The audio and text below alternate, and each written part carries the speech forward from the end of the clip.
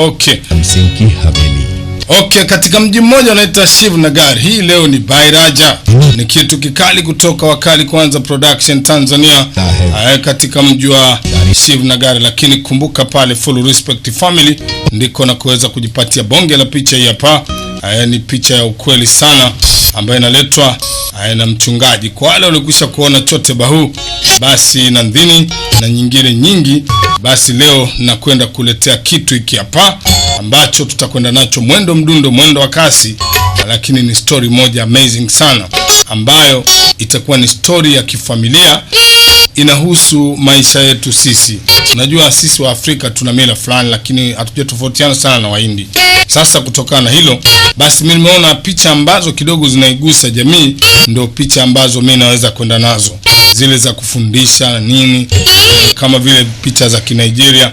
Basi nikiona kapicha kingine katamu kama haka, mimi wala sisiti kukuletea picha kama hizi, kwa sababu ni picha zinazoendana na mtu kama mimi, level yangu na nini. Najua kila kitu kinakwenda na level. Kuna zile picha za mamkolongoto nini, sasa hivi inabidi niwaachie vijana kwa sababu wanaweza kwenda mwendo kasi. Umeona hiyo? Hebu tuanzie hapa kabla hatujaanza mambo mengi sana. Mimi nataka tuanze picha katika mji wa Shivnagar. Kulikuwa kuna familia moja, yuko bwana mmoja anaitwa Mr. Badang Singh. Huyu mtu alikuwa akiishi na familia yake yenye watoto watatu pamoja na mke. Mtu huyu alikuwa haijali familia yake, pamoja na kwamba Mungu alikuwa amembariki kuwa na nyumba kubwa ya kifahari na ya heshima kama hii, lakini mtu huyu hakuwa na adabu kabisa. Alikuwa akidharau sana familia yake. Kwa nini basi mtu huyu alikuwa akidharau familia yake? Hatukuweza kujua, lakini pia ni kwamba alikuwa na mke ambaye kila siku alikuwa akiombea familia yake. Unajua Mungu hawezi kukupa vyote. Anaweza kukupa mke bora wewe ukawa paswa kichwa, au wewe ukawa paswa kichwa mke akawa bora. Ndio hivyo inavyokuaga. Mungu hawezi kuwapa watu wake vitu vyote wanavyohitaji. Inategemea na maombi yako na hali halisi ya maisha yako, jinsi unavyoishi. Umeona? Basi huyu ndio mke wa Badang Singh, mtu ambaye alikuwa ni tajiri mkubwa na pesa, lakini alikuwa ni mtu ambaye alikuwa haijali familia yake. Mama huyu kila siku alikuwa na miungu watatu ambao alikuwa akiomba usiku na mchana ili waweze kuibariki familia yake, kwani mama ndio kiongozi wa familia siku zote, na yeye ndo anatakiwa kuomba kwa ajili ya familia yake. Aidha pia muombe mume wake, watoto na hata jamii inayowazunguka, na ndivyo mama huyu alivyokuwa akifanya. Wow! Sasa leo wakati mama yuko katika nyumba kubwa ya kifahari, nyumba yenye kila kitu, nyumba yenye utandawazi wa kila aina, utajiri, mali, utashi na vitu vingine kibao, mama alikuwa akimiliki kwa kutumia jina la mume wake Mr. Badang Singh, lakini pia watoto na wafanyakazi pia. Hama, Ambar, Raja, Amar. Vipi? Leo mmemkaje? Wanakuja hao. Mama alikuwa anawaulizia watoto wake wengine wawili ambaye ni Amar na Nandini. Wow! Sasa anakuja namna hiyo. Raja, angalia msianguke. Watoto wanakimbizana gorofani. Wanangu angalieni, msije mkaanguka, mwache mdogo wako wewe. Raja anamkimbiza. Wewe angalia mtoto mara halo, taka kudondoka, kamdaka ndugu yake asije akaanguka vibaya. Naam, huwezi kuamini. Akaambia michezo mistaki. Akaambia kamwe sitaweza kumwacha mdogo wangu akaanguka hata siku moja. Siko tayari kumwacha mdogo wangu akadondoka hata kidogo. Haya, baada ya yote hayo mambo yakaendelea namna hiyo bila shaka yote. Hii ni familia ya Mr. Badang Singh. Lakini pamoja na yote na upendo uliokuwepo katika hii familia, kuna kitu kimoja kilikosekana, upendo wa baba. Baba alikuwa haonekanagi nyumbani kwa muda mrefu sana.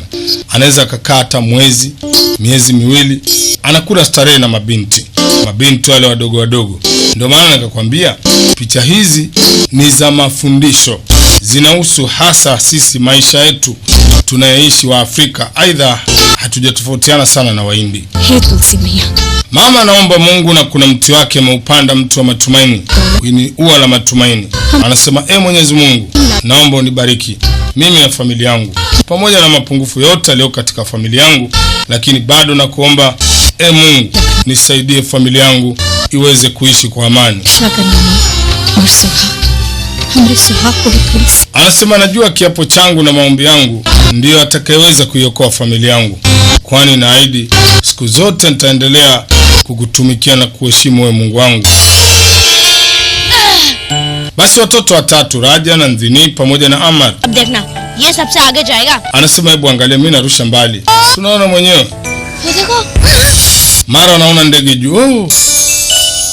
Binti alishtuka. भैया, Eti kaka, हमारा हवाई जहाज तो जल्दी से नीचे गिर जाता है. unajua sisi tunarusha vitu hata viendi mbali.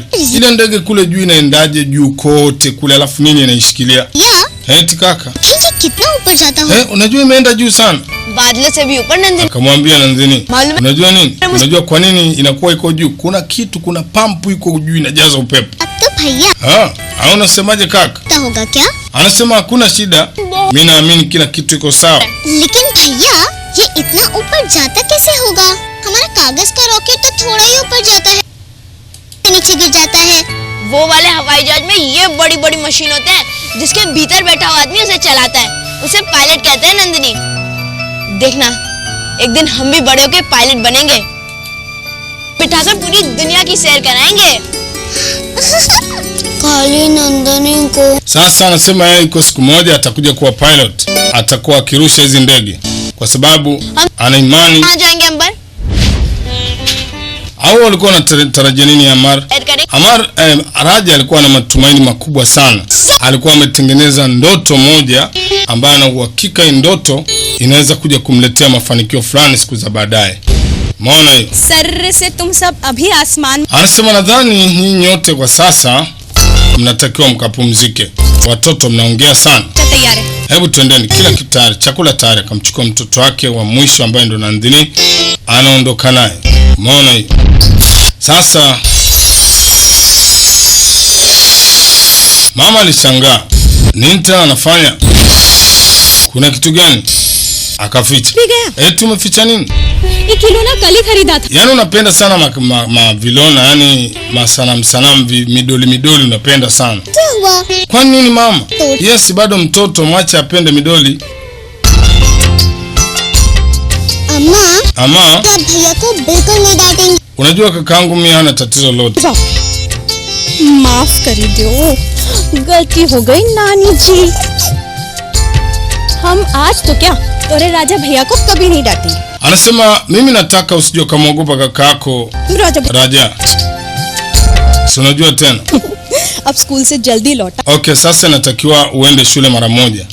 Hivi nitasoma kweli? Kamba ndio, lazima usome. Haya.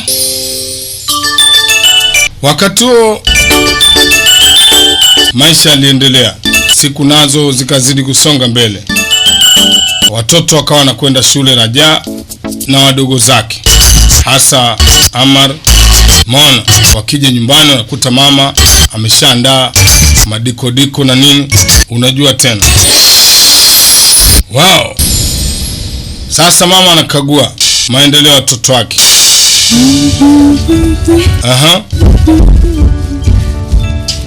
चल देखते हैं हमारा चित्र पहले बनता है या तुम्हारी मेहंदी. ठीक है. 1 2 Haya. Sasa kaambia, lakini si unamwona kaka yako? Naona kaka yako anachofanya, wanashindana sasa nani ataweza kuchora vizuri. Mama huko anamsaidia Nandini. Umeona? Ni familia ambayo mama anawapenda sana sana watoto wake. Watoto wake watatu. Hawa ndio wafalme wake wawili na malikia mmoja. Umeona? माँ बाबा कब आएंगे? Eti mama, baba atakuja? 2 दिन पहले Mbona leo siku ya pili hatujamwona? नहीं. यहाँ बाबा. Nataka nimuonyeshe babangu hii vitu nimefanya. क्या जरूरत है? Akaambia, usio na wasiwasi mwanangu, mimi na hakika kila kitu kitakuwa sawa.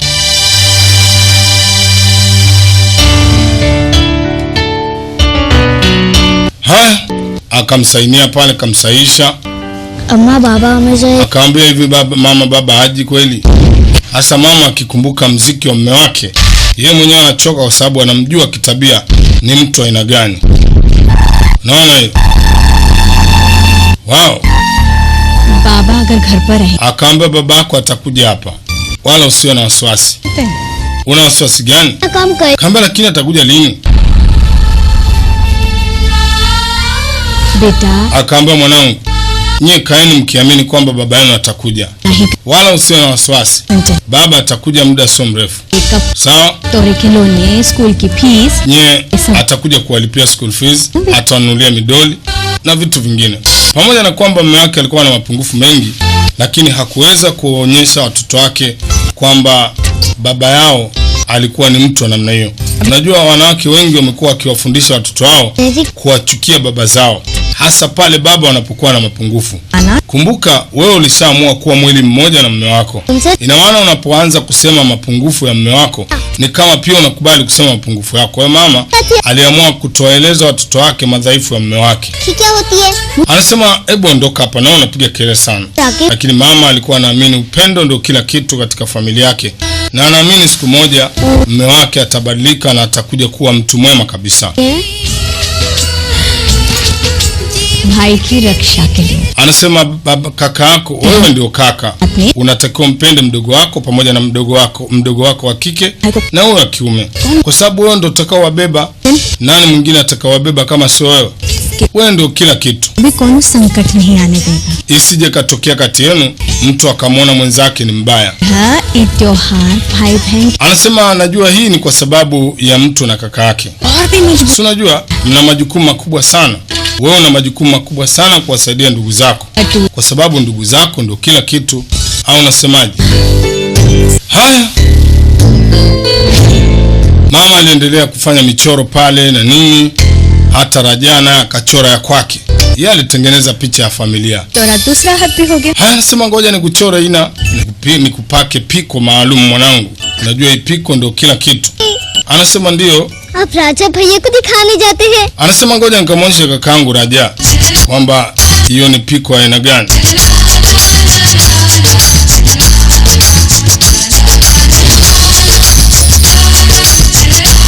Haya, sasa anakwenda kumwonyesha, lakini kaka mtu naye ana kitu anataka kumwonyesha dadake. Nani wa kwanza kumwonyesha? Hii ni sehemu ya kwanza. Nini kinakwenda kutokea katika sehemu ya pili? Moto huu hapa, baba la baba, tunazidi kuliwakisha kutoka Wakali Kwanza Production Tanzaniano. Usipime ni balaa.